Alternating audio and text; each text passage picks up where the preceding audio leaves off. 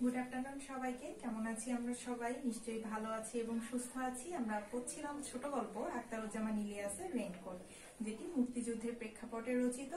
আমরা এর আগের ক্লাসে যেটা পড়েছি যে ঢাকা কলেজের যে পিয়ন ইসাক, সে এসে খবর দেয় যে প্রিন্সিপাল নুরুল হুদাকে তলব করেছে, মানে যেতে বলেছে। কারণ কি? কারণ হচ্ছে যে দুষ্কৃতিকারীরা কলেজের সামনে যে ট্রান্সফর্ম মিটার আছে সেটা ভেঙে দিয়েছে এবং আমাদের যে প্রিন্সিপাল আছে তার বাড়ির সামনে গ্রেনেড ছুড়েছে। তো এই কারণে আমাদের নুরুল হুদা সহ বাকি যে সব শিক্ষক আছে সব শিক্ষকেরই ডাক পড়েছে এবং নুরুল হুদা যে যাবে, বাইরে প্রচন্ড বৃষ্টি, সে তার শ্যালক মিন্টুর রেনকোটটি গায়ে পড়ে যায়। যে রেনকোটটি যে মিন্টু ছিল হলো মুক্তিযোদ্ধা। তো আগের ক্লাসে মুক্তিযুদ্ধে কিভাবে আমাদের মিন্টু গেল, কবে গেল, এই জন্য আমাদের নুরুল হুদাকে কি কি ফেস করতে হয়েছে এই বর্ণনাগুলো আমরা পাই এবং সবকিছুকে সব দোলাচলের পরে সে রাস্তায় বের হয় কলেজে যাবার উদ্দেশ্যে। আমরা এখন সেটাই পড়ব। রাস্তায় একটা রিক্সা নাই, তার রিক্সার পরও সে এখন করছে না। রেইনকোটের ভেতরে হাঁটতে হাঁটতে বাস স্ট্যান্ডে যেতে তার কোনো অসুবিধা হবে না। রেইনকোটের উপর বৃষ্টি পড়ছে অবিরাম, কি মজা! তার গায়ে লাগে না একটি ফোঁটা। টুপির বারান্দা বেয়ে পানি গড়িয়ে পড়লে কয়েক ফোঁটা সে চেটে দেখে। ঠিক পানসে স্বাদ নয়, টুপির তেজ কি পানিতেও লাগলো নাকি? তাকে কি মিলিটারির মতো দেখাচ্ছে? পাঞ্জাব আর্টিলারি না বালুচ রেজিমেন্ট না কমান্ডো ফোর্স নাকি প্যারামিলিটারি না মিলিটারি পুলিশ, ওদের তো এক এক গোষ্ঠীর এক এক নাম, এক এক স্রোত। তার রেইনকোট তাকে কি নতুন কোনো বাহিনীর লোক বলে মনে হচ্ছে? হোক, সে বেশ হনহন করে হাঁটে। সে সেমন্তের বৃষ্টিতে বেশ শীত শীত ভাব, কিন্তু রেইনকোটের ভেতরে কি সুন্দর। মিন্টুটার এই রেইনকোটটা রেখে গিয়ে কি ভালোই যে করেছে।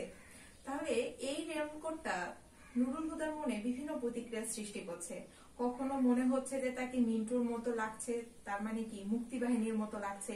আবার রাস্তায় যখন সে বের হচ্ছে তখন তার নিজেরই মনে হচ্ছে যে তাকে হয়তো হানাদার বাহিনীর কোনো একটা বাহিনীর, হানাদার বাহিনীর তো বিভিন্ন বিভাগ, সেই বিভাগেরই হয়তো কোনো একটা পুলিশ বলো বা মিলিটারি বলো, তাদের মতো লাগছে তাকে। হ্যাঁ, এটা তার নিজস্ব একান্ত কল্পনা, কিন্তু সবকিছুকে পেরিয়ে তার কিন্তু এই রেইনকোটটা পরে বেশ ভালোই লাগছে। হ্যাঁ, বাস স্ট্যান্ডে পৌঁছে বাসের জন্য তাকে তাকাতে হয় উত্তরেই। মিলিটারি লরির ল্যাচটাও দেখা যাচ্ছে না, আবার তার বাসেরও তো কোনো নামগন্ধ নেই। বাস স্ট্যান্ডে জনপ্রাণী বলতে সে একেবারে একলা। রাস্তার পাশে পান, বিড়ি, সিগারেটের ছোট দোকানটা ঝাঁপ একটুখানি তুলে দোকানদারও তাকিয়ে আছে উত্তরেই। ওদিকে কি কোনো গোলমাল হলো নাকি? দোকানদার ছেলেটা একটু বাচাল টাইপের, আন্ডারলাইন। বাস স্ট্যান্ডে তাকে দেখলেই ছোটাটা বিড়বিড় করে। কাল শোনেন নাই, মিরপুরের বিল দিয়ে দুই নৌকা বোঝাই কইরা আইছিল, একটা জিপ উড়াইয়া দিছে, কমপক্ষে 5 খান সেনা খতম।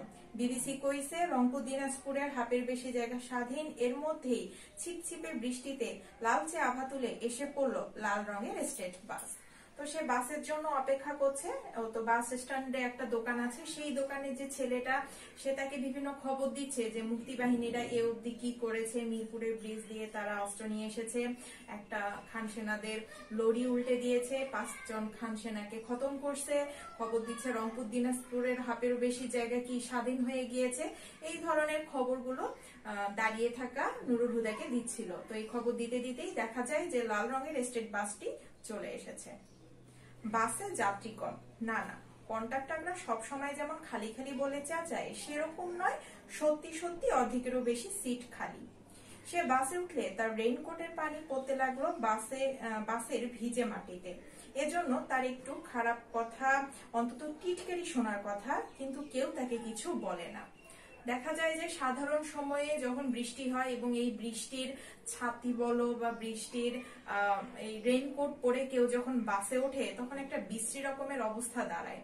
হ্যাঁ, যে ভিজে যায়, পাশের সিটে যেই সিটে বসে সেই সিট ভিজে যায়। কিন্তু আজকে নুরুল হুদা এরকম একটা সিচুয়েশন তৈরি করে ওঠার পরেও বাসে যেসব যাত্রী থাকে তাকে কেউ কিছু বলে না। কারণ কি? তার ওই রেইনকোটটার জন্য, এবং তাকে যেরকম দেখায়, তার যে আউটলুকটা, মিন্টুর এই রেইনকোট পরার পরে তার যে আউটলুকটা আসে সেটা দেখে হয়তো অনেকেই আতঙ্কিত হয়ে পড়ে। ঠোঁটে তার একটু হাসি বিছানো থাকে। এই নীরব কিন্তু স্পষ্ট হাসির কারণ কি এই যে তার রেইনকোটের পানিতে বাসে সয়লাব হয়ে গেল কেউ টু শব্দটি করছে না? তার পোশাক কি সবাইকে ঘাবড়ে দিল নাকি?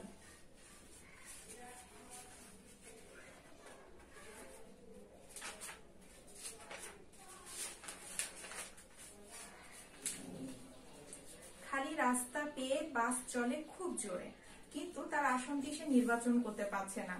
টলতে টলতে একবার এই সিট দেখে, পছন্দ হয় না বলে ফের ওই সিটের দিকে যায়।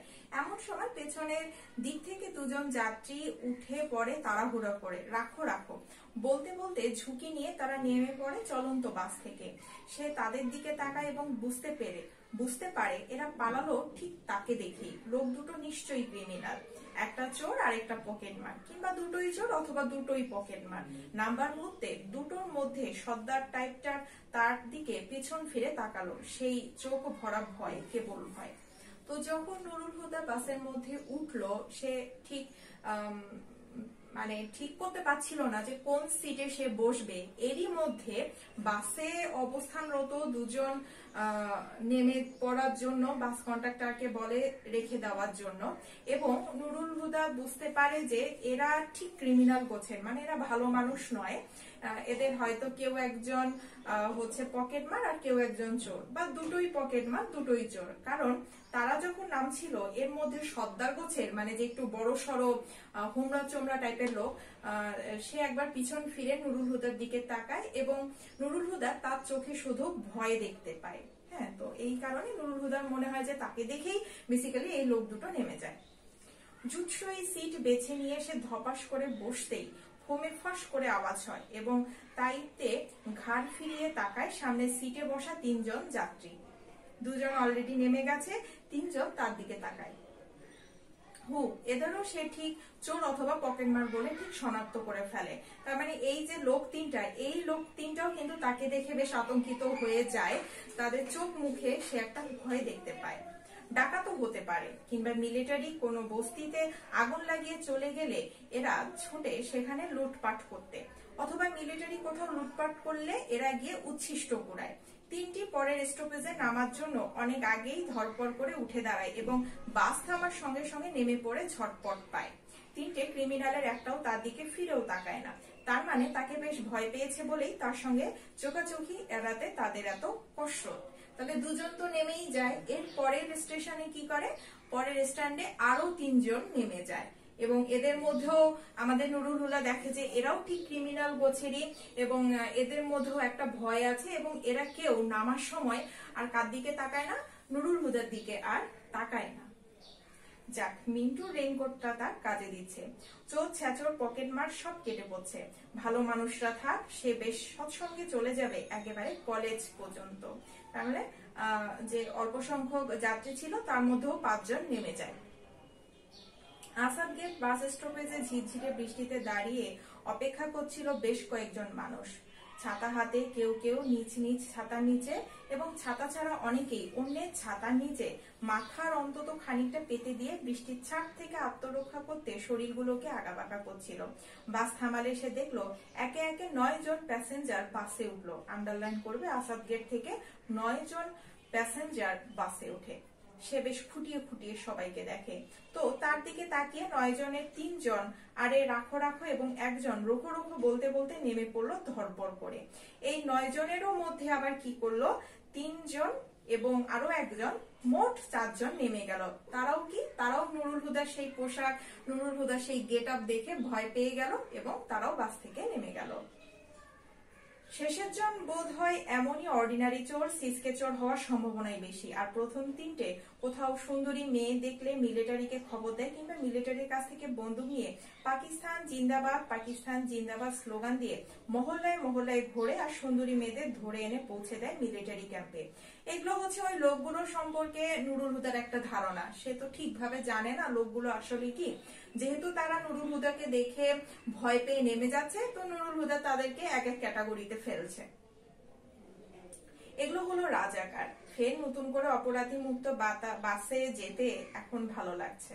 জানালার বাইরে বৃষ্টির আশ উঠছে, ঠান্ডা হাওয়ায় গাছপালা, লোকজন, দোকানপাট ও বাড়িঘরের উপর ট্রান্সপারেন্ট আবরণ দেখে তার এক্সট্রা ভালো লাগে। সমস্ত ভালো লাগাটা চির খায়। বাস হঠাৎ করে ব্রেক কষলো। তখন তাকে তাকাতে হয় বায়ে, চোখ পড়ে নির্মীয়মান মসজিদের ছাদের দিকে। দরজা থেকে ঠান্ডা হাওয়া এসে লাগে তার মুখে এবং নাকের ভিতর দিয়ে সেই হাওয়া ঢুকে পড়ে বুকে, সেখানে ধাক্কা লাগে। ক্র্যাকডাউনের রাত কেটে ভোর হলে মিলিটারির গুলিতে এই মসজিদের ছাদ থেকে পড়ে গিয়েছিল মুয়াজ্জিন সাহেব। ক্র্যাকডাউন মানে 25শে মার্চের রাতে। সে যখন বাসে করে যাচ্ছিল, হঠাৎ করেই কি দেখতে পায় যে কিছু দূর যাওয়ার পরে তার চোখ পড়ে এক নির্মীয়মান মসজিদের ছাদের দিকে, এবং সে ওই মসজিদের ঘটনা কিছুটা জানে। কারণ কি হয়েছিল, ক্র্যাকডাউনের রাতে তাহলে মসজিদের ছাদ থেকে মুয়াজ্জিন পড়ে গিয়েছিল মিলিটারির গুলিতে। মসজিদের উল্টো দিকের বাড়িতে 3 তলায় থাকতো তখন তারা। কারণ কেন জানতো? কারণ সে তখন ওই এলাকাতেই থাকতো। রাতভর ট্যাঙ্কের হুঙ্কার আর মেশিন গান আর স্টেট গানের ঘেউ ঘেউ আর মানুষের কাতরানিতে তাদের কারো ঘুম হয়নি সে রাতে। ছেলে মেয়ের মায়ের সঙ্গে সে শুয়েছিল খাটের নিচে। ভোরবেলা মিলিটারি মানুষ মারা একটু বিরতি দিলে ছেলে মেয়েরা ঘুমিয়ে পড়ে এবং বন্ধ জানালার পর্দা একটু তুলে সে রাস্তা দেখতে থাকে। রাস্তার উপরে মসজিদের ছাদে মুয়াজ্জিন সাহেব দাঁড়িয়েছিল আজান দিতে। সাধারণত জুমার নামাজটা সে নিয়মিত পড়ে, তবে সেই ভোরে তার আজান শুনতে ইচ্ছে করছিল খুব। মুয়াজ্জিনের আজান দেওয়াটা সম্পূর্ণ দেখবে বলে সে জানালার ধাপ থেকে সরে না। সারা এলাকায় ইলেকট্রিসিটি নষ্ট, মসজিদে মাইক্রোফোন অকেজো। মুয়াজ্জিন সাহেব গমগমে গলায় যতটা পারে জোর দিয়ে বলে উঠে আল্লাহু আকবার। দ্বিতীয়বার আল্লাহর মহত্ব ঘোষণা করার সুযোগ তার আর মেলেনি। তার আগেই সম্পূর্ণ অন্যরকম ধ্বনি করে লোকটা পড়ে যায় রাস্তার উপর। সেদিন সকালে বৃষ্টি ছিল না। আজ বৃষ্টির সকালে মিলিটারি কি ওই দৃশ্যের পুনর্ঘটনের পায়তারা করছে? এখন তো কোনো নামাজের ওয়াক্ত নেই, তবে আজান দেয়াবে কি করে? এরা বোধহয় যে কোনো সময়কেই নামাজের ওয়াক্ত ঘোষণা করে নতুন হুকুম জারি করছে। তাহলে কি, যখন গাড়িটা ব্রেক কষে, বাসটা ব্রেক কষে, তখন হুট করে সে বাইরে তাকায় এবং সে দেখে মসজিদের দিকে। এটা সেই মসজিদ যেই মসজিদে ক্র্যাকডাউনের রাতে মিলিটারিরা গুলি করে মুয়াজ্জিনকে হত্যা করে। তো আমরা থেমেছিলাম যে বাসটা কিন্তু থেমেছে। হ্যাঁ, কেন থেমেছে? মিলিটারিরা এখন যাবতীয় গাড়ি থামাচ্ছে, গাড়ির প্যাসেঞ্জারদের নামিয়ে দাঁড় করিয়ে দেয় রাস্তার ধারে। আরেকদম মিলিটারি স্টেট গান তাক করিয়ে রেখেছে এই মানুষের শাড়ির উপর। অন্য একটি দল ফের ওই সব লোকের জামা কাপড় ও শরীরের গোপন জায়গাগুলো তল্লাশি করে। মিলিটারিরা যাদের পছন্দ করছে তাদের ঠেলে দিচ্ছে পেছনে দাঁড়ানো একটা লরির দিকে। তাদের বাসটিতে এসে উঠলো লম্বা ও খুব ফর্সা এক মিলিটারি। তাহলে এই ধরনের দৃশ্যগুলো যারা তোমরা মুক্তিযুদ্ধ ভিত্তিক সিনেমা দেখেছো, নাটক দেখেছো, তারা সবাই এই ধরনের দৃশ্যটা দেখেছো, যে বাস থামাচ্ছে, বাস থামানোর পর দেখছে একে একে কে কেমন। এর মধ্যে সুন্দরী মেয়েদেরকে হানাদার বাহিনীরা তুলে নিয়ে যাচ্ছে, যাদেরকে মুক্তি বাহিনীর লোক বলে সন্দেহ হচ্ছে তাদেরকে তুলে নিয়ে যাচ্ছে। তো এইসব কারণেই নুরুল হুদা যে বাসে উঠেছিল সেই বাসটি সেই মিলিটারিরা থামায়। এখন বাসের ভিতর কোনো আওয়াজ নাই। যাত্রীদের বুকে টিপটিপ শব্দ এই নীরবতার সুযোগে বাড়ে এবং এটাই তার মাথায় বাজে দ্রাম দ্রাম করে। বারান্দাওয়ালা টুপির নিচে শব্দের ঘষায় ঘষায় আগুন জ্বলে ও তার হালকা বেরোয় তার চোখ দিয়ে। তবে একটু নড়ে বসলে মাথার ও বুকের ধ্বনি নিয়ন্ত্রণে আসে এবং এসবকে পরোয়া না করে সে সরাসরি তাকালো মিলিটারির মুখের দিকে। মিলিটারির চোখ ছুচালো হয়ে আসে এবং ছুচালো চোখের মণি কাটার মতো বিঁধে যায় তার মুখে। সেও তার চোখের ভোতা কিন্তু গরম চাহনিটাকে স্থির করে আলগোছে বিছিয়ে দেয় মিলিটারির খাড়া নাকে, ছুচালো চোখে, গোফের নিচে ও নাক, গোফ ও চোখের আশপাশে ও চোখের লালচে চামড়ায়। এতে কাজ হলো। মিলিটারি চোখা চোখা চোখ সরে যায় তার মুখ থেকে, নেমে পরে তার রেইনকোটের উপর। মনে হয় রেইনকোটের পানির ফোঁটাগুলো লোকটা গুনে গুনে দেখছে। ভেতরের তাপে এইসব পানির ফোঁটা দেখে মিলিটারির এত থ মেরে যাবার কি হলো? লোকটা কি এগুলোতে রক্তের চিহ্ন দেখে? রেইনকোটের বৃষ্টির ফোঁটা গুনাগুনতি সেরে মিলিটারি হঠাৎ বলে, আগে বাড়ো। বাস হঠাৎ স্টার্ট দিয়ে কয়েক পা লাফিয়ে আগে বাড়ে এবং যাত্রীদের স্বস্তির নিঃশ্বাসের ধাক্কায় অতিরিক্ত বেগে ছুটে পার হয়ে যায় ঢাকা কলেজের গেট। নিউ মার্কেটের সামনে এসে পড়লে সে উঠে দাঁড়ায় এবং হুকুম করে, রাখেন, নামবো। বাস একটু স্লো হলে তার রেইনকোটে জমানো পানি গড়িয়ে পড়তে দিয়ে অপরাধী মুক্ত বাস থেকে নামতে নামতে সহযাত্রীদের দিকে তাকিয়ে সে ঠোঁট বাঁকায়। এতে তার সামনের সারির দাঁতও বেরিয়ে পড়ে। যারা দেখেছে তারা তার সেই ভঙ্গিটিকে ঠিক হাসি বলে শনাক্ত করতে পেরেছিল বলে তার ধারণা হয়। তাহলে কি হয় যে বাসটা থামানোর পর এক মিলিটারি তার দিকে বেশ চোখে তাকায়। তো নুরুল হুদাও ঠিক একইভাবে তাকায় এবং মিলিটারি পরে যখন তার রেইনকোটের দিকে তাকায় তখন তার মধ্যে মনে হয় এক ধরনের অন্য ভাবনা চলে আসে এবং তারা আর নুরুল হুদাকে সন্দেহ করে না, বাসটাকে ছেড়ে দেয়। এবং নুরুল হুদা কি করে, নুরুল হুদা নিউ মার্কেটের কাছাকাছি জায়গায় গিয়ে নামে, কারণ সে যাবে ঢাকা কলেজে। সে ঢাকা কলেজের লেকচারার। প্রিন্সিপালের কামরায় প্রিন্সিপালের সিংহাসন মার্কা চেয়ারে বসে রয়েছে জাদরেল টাইপের এক মিলিটারি পান্ডা। তার ভারিক্কি মুখ থেকে অনুমান করা যায় পান্ডাটি কর্নেল কিংবা মেজর জেনারেল অথবা মেজর বা ব্রিগেডিয়ার। তাকে দেখে প্রিন্সিপালের কালো মুখ বেগুনি হয়। Doctor Afaz Ahmed MSc PhD EPSES হওয়ার চেষ্টা করতে করতে স্যার বলে, হি ইজ প্রফেসর হুদা। কিন্তু doctor Afaz Ahmed MSc PhD নিজের ভুল সংশোধন না করে পারে না, sorry, he is not a professor, A lecturer in chemistry. তাহলে আমরা এখানে গিয়ে পেলাম যে নুরুল হুদা হচ্ছে কেমিস্ট্রি লেকচারার। সারা এবার প্রিন্সিপাল থামে। তাকে এবং আব্দুল সত্তার মৃধাকে নিয়ে মিলিটারি জিপে তোলার আগে জাদরেল কর্নেল না ব্রিগেডিয়ার প্রিন্সিপালকে কড়া গড়ায় বলে, সেনাবাহিনীকে নিয়ে মজা করে শায়েরি করা খুব বড় অপরাধ। এবার তাকে ছেড়ে দেওয়া হলো, তবে কড়া ওয়াচে রাখা হবে। উদ্দুর প্রফেসর আকবর সাজিদের দোহাই পেরে প্রিন্সিপালের সুবিধা হয় না। নুরুল উদ্বিগ্ন হয়, সাজিদ সাহেব যদি পালিয়ে না থাকে তো তার কপালে যে কি আছে তা জানিয়া গাল্লা, জানিয়া মিলিটারি। তাহলে মিলিটারিরা ডক্টর আফাজ আহমেদের উপর খুব রেগে যায়, কারণ সে ঠিকঠাক মতো বলতে পারে না যে নুরুল হুদা লেকচারার নাকি প্রফেসর। এই নিয়ে তারা কড়া ওয়াচে রাখার এক ধরনের নোটিশ দেয় হচ্ছে আমাদের এই প্রফেসর, আমাদের প্রিন্সিপালকে। প্রিন্সিপালকে এই ধরনের একটা নোটিশ দেয়। তাদের দুজনের চোখ বেঁধে দেওয়া হয়েছিল, জিভ চলছিল এঁকে বেঁকে। মস্ত উঁচু একটা ঘরে তাদের এনে ফেলা হলো। চোখ খুলে দিলে সে আব্দুল সত্তার মৃধাকে দেখতে পায় না। জায়গাটাও একেবারে অচেনা। একটা ডেক চেয়ারে সে যে কতক্ষণ বসে থাকলো তার কোনো হিসেব নেই। তার সামনে একটা চেয়ারে এসে বসলো এক মিলিটারি। তাকে ইংরেজিতে নানান প্রশ্ন করে, সে জবাব দেয়।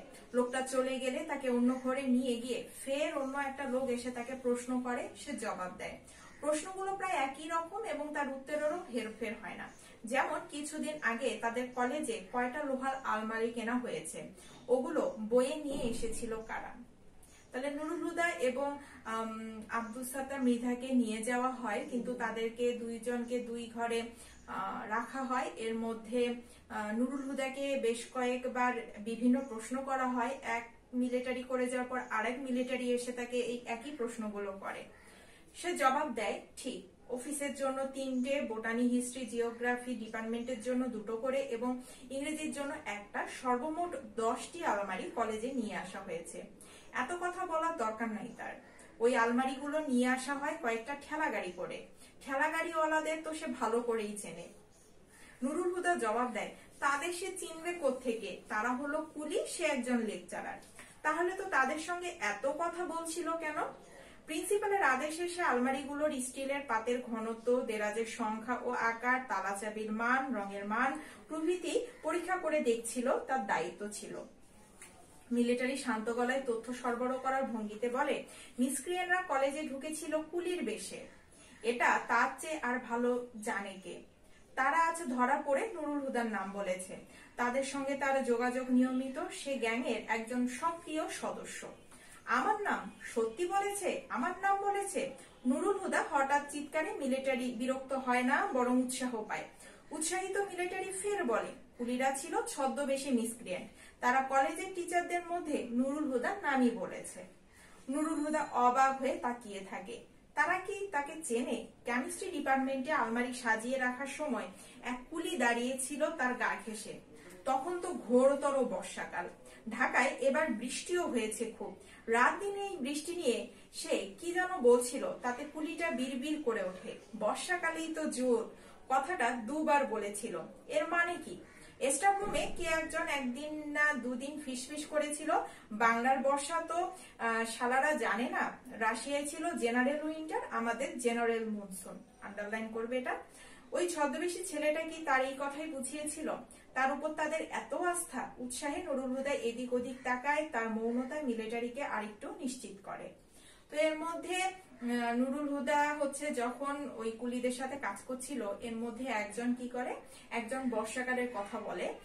বাংলাদেশ নদীমাতৃক দেশ, তাই বর্ষাকালে তো সব নদী নালাগুলো জলে ভরপুর থাকে এবং এটাই সুযোগ পাকিস্তানি মিলিটারিদের কাবু করার। যেভাবে রাশিয়ায় কি হয়েছিল, দ্বিতীয় বিশ্বযুদ্ধের সময় হিটলার বাহিনী প্রচুর শীতের জন্য রাশিয়ার হচ্ছে রুশ বাহিনীর কাছে হেরে যায়, ঠিক একইভাবে বাঙালিদের কাছেও এই বর্ষাকালের জন্য পাকিস্তান হানাদার বাহিনীরা হেরে যাবে। তাই এখানে কি, রাশিয়ায় ছিল জেনারেল উইন্টার আর আমাদের জেনারেল মনসুন। এই কথাটি হচ্ছে তখন এক ছদ্মবেশী বলেছিল। ছদ্মবেশী ছেলেটা তাকে এই কথাটি বলার প্রেক্ষিতে বাংলাদেশের যে অবস্থা সেটি বোঝানোর চেষ্টা করেছিল। কিছুক্ষণ পর, কতক্ষণ পর সে বুঝতে পারে না, মিলিটারি তাকে ফের একই প্রশ্ন করে জবাব না পেয়ে প্রবল বেগে দুটো লাঠি ঘুষি লাগায় তার মুখে। প্রথম ঘুষিতে সে কাত হয়, দ্বিতীয় ঘুষিতে পড়ে যায় মেঝেতে। মেঝে থেকে তুলে তাকে মিলিটারি ফের জিজ্ঞেস করে, ওদের আস্তানা কোথায়? সে খবর তো তার ভালোভাবেই জানা আছে। সে জবাব দেয়, হ্যাঁ। এই প্রথম নুরুল হুদা, এই যে এক ভীতু প্রকৃতির মানুষ, সে কি বলে যে হ্যাঁ সে কি জানে, সে এই মুক্তিযোদ্ধাদের, এই মিসক্রিয়েন্টকারীদের ঠিকানা জানে। ওই ঠিকানা বলে দিলে তো তাকে সসম্মানে ছেড়ে দেওয়া হবে, এই নিশ্চয়তা দিয়ে তাকে পাউরুটি দুধ খাওয়ানো হয়। তাকে ভাবতে সময় দিয়ে মিলিটারি চলে যায়। কিছুক্ষণ পর, কতক্ষণ সে জানে না, মিলিটারি ফিরে এসে বলে, মিসক্রিয়েন্টদের ঠিকানা তো তার জানা আছে। সে ফের জবাব দেয়, হ্যাঁ। কিন্তু পরের প্রশ্নের জবাব না পেয়ে মিলিটারি তাকে নিয়ে যায় অন্য একটি ঘরে। তার বেটেখাটো শরীরটাকে ঝুলিয়ে দেওয়া হলো ছাদে লাগানো একটা আংটার সঙ্গে। আংটা বলতে যেমন আমরা ফ্যান ঝুলাই আংটার মধ্যে, তাকেও সেইভাবে ঝুলিয়ে দেওয়া হয়। তার পাছায় চাবুকের বাড়ি পড়ে সপাত সপাত করে। তবে বাড়িগুলো বিরতিহীন পড়তে থাকায় কিছুক্ষণের মধ্যে সেগুলো নুরুল হুদার কাছে মনে হয় স্রেফ উৎপাত। তাকে এত অনবরত মারে যে একটা সময় দেখা যায় যে সেই মারগুলো তাকে আর লাগে না এবং এক ধরনের অত্যাচার বলে তার মনে হয়। হ্যাঁ, যে শুধু শুধু তাকে বিরক্ত করছে, ব্যাপারটা এরকম মনে হচ্ছে যেন বৃষ্টি পড়ছে মিন্টুর রেইনকোটের উপর। রেইনকোটটা এরা খুলে ফেলেছে, কোথায় রাখলো কে জানে, কিন্তু তার ওম তার শরীরে এখনো লেগেই রয়েছে। সেই যে মিন্টুর রেইনকোটটা পরার কারণে তার শরীরে যে এক ধরনের উষ্ণতা, সেই উষ্ণতাটা সে এখনো অনুভব করছে। বৃষ্টির মতো চাবুকের বাড়ি পড়ে তার রেইনকোটের মতো চামড়ায়, আর সে অবিরাম বলেই চলে, মিসক্রিয়েন্টদের ঠিকানা তার জানা আছে। শুধু তার শালার নয়, তার ঠিকানা জানার মধ্যে কোনো বাহাদুরি নাই। সে ছদ্মবেশী কুলিদের আস্তানাও চেনে, তারাও তাকে চেনে এবং তার উপর তাদের আস্থাও কম নয়। তাদের সঙ্গে তার আতাতের অভিযোগ এবং তার সঙ্গে তার আতাত রাখার উত্তেজনায় নুরুল হুদার ঝুলন্ত শরীর এতটাই কাঁপে যে চাবুকের বাড়ির দিকে তার আর মনোযোগ দেয়া হয়ে ওঠে না। তাহলে কি হয় যে একটা সময় নুরুল হুদার মধ্যে একটা আত্মবিশ্বাস ফিরে আসে, সে সাহসী হয়ে যায় এবং সে বলে যে সে শুধু যে মিন্টুরই ঠিকানা জানে এমনটা না, কারণ শুধু মিন্টুর ঠিকানা জানার মধ্যে কোনো বাহাদুরি নেই। সে ওই দুষ্কৃতিকারী, সে ওই হচ্ছে যারা যে ছদ্মবেশী কুলির বেশে এসেছিল তাদের আস্তানাও সে জানে এবং চেনে। তো এইভাবেই গল্পটি শেষ হয়। কেন এভাবে শেষ হয়, এরপরে নুরুল হুদার কি হয়েছিল আমাদের জানার একটা আগ্রহ থাকে, কিন্তু ছোট গল্পের বৈশিষ্ট্যই এরকম যে শেষ হইয়াও হইল না শেষ, মনে অতৃপ্তি একটা থেকেই যাবে। তো এই হলো রেইনকোট গল্প। আমরা এখন রেইনকোট গল্পের যে পাঠ পরিচিতি সেটা পড়বো, আর এখানকার যে শব্দার্থ টিকাগুলো আছে খুবই ইম্পর্টেন্ট, তোমরা এগুলো পড়ে নিবে। বেসিক্যালি রেইনকোট গল্পটাই খুব ইম্পর্টেন্ট, যেহেতু এটা মুক্তিযুদ্ধ ভিত্তিক একটা আমাদের গল্প, তাই এটা আমাদের বেশ ইম্পর্টেন্ট একটা গল্প। হ্যাঁ, এটা বেশ মনোযোগ দিয়ে পড়বে এবং দেখবে যে কোথায় কি হচ্ছে, শব্দার্থ টিকাগুলো ভালো করে পড়বে এবং পাঠ পরিচিতিটাও পড়বে। আমি এখন তোমাদের পাঠ পরিচিতিটা পড়ে শোনাচ্ছি। রেইনকোট গল্পটি প্রকাশিত হয় 1995 সালে, আন্ডারলাইন। পরে এটি লেখকের সর্বশেষ গল্পগ্রন্থ জাল স্বপ্ন স্বপ্নের জাল গ্রন্থে সংকলিত হয়, আন্ডারলাইন। এই গল্পের পাঠ গ্রহণ করা হয়েছে আখতারুজ্জামান ইলিয়াস সমগ্র 1 থেকে। মুক্তিযুদ্ধের সময়কার ঢাকার পরিস্থিতি নিয়ে গল্পটি রচিত, আন্ডারলাইন। মুক্তিযুদ্ধের তখন শেষ পর্যায়ে, ঢাকায় তখন মুক্তিযোদ্ধাদের গেরিলা আক্রমণ শুরু হয়েছে।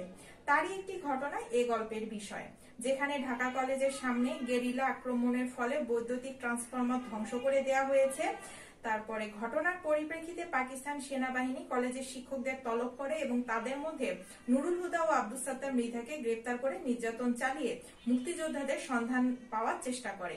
নুরুল হুদার জবানিতে গল্পের অধিকাংশ ঘটনা বিবৃত হয়েছে পাকিস্তান বাহিনীর বর্বর নিপীড়ন ও হত্যাযজ্ঞের মধ্যে ঢাকা শহরের আতঙ্কগ্রস্ত জীবনের চিত্র। গেরিলা আক্রমণের ঘটনা ঘটে যে রাতে, তার পরের দিন সকালে ছিল বৃষ্টি। তলব পেয়ে সেই বৃষ্টির মধ্যে নুরুল হুদাকে কলেজে যেতে যে রেইনকোটটি পরতে হয়, সেটি ছিল তার শ্যালক মুক্তিযোদ্ধা মিন্টুর। গল্পে এই রেইনকোটের প্রতীকী তাৎপর্য অসাধারণ। মুক্তিযোদ্ধা শ্যালকের রেইনকোট গায়ে দিয়ে সাধারণ ভীতু প্রকৃতির নুরুল হুদার মধ্যে সঞ্চারিত হয় যে উষ্ণতা, সাহস ও দেশপ্রেম, তারই ব্যঞ্জনাময় প্রকাশ ঘটেছে এই গল্পে। তো পাঠ পরিচিতিটা খুব ভালো করে পড়বে, আর গল্পটা তো অবশ্যই ভালো করে পড়বে, ঠিক আছে? তো আজকে এই অবধি, সবাই ভালো থাকবে এবং সুস্থ থাকবে। ধন্যবাদ।